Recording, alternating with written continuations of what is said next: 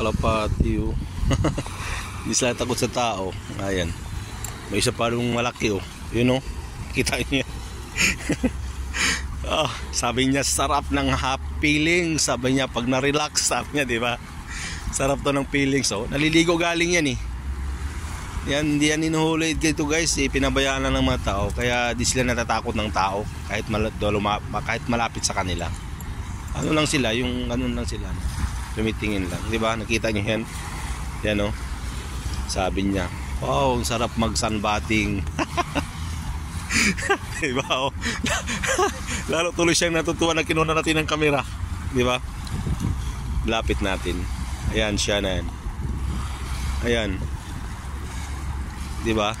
Natutuwa siya. Sabi niya sarap ng feeling pag nakaligo, nakakawala ng stress, di ba? Ayan.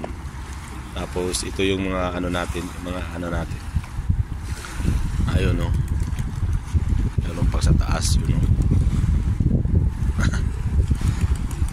Tapos yung iba, ayan.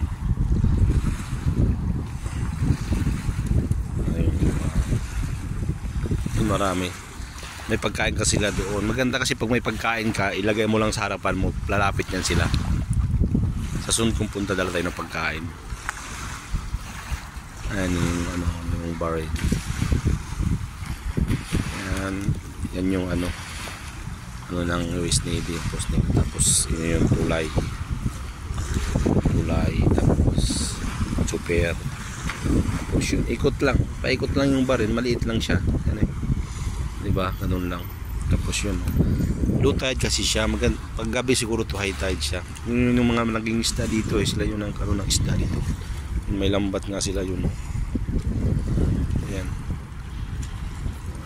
Kanina pa tong isa, hindi talaga siya umalis. Natutuwa eh. Okay guys.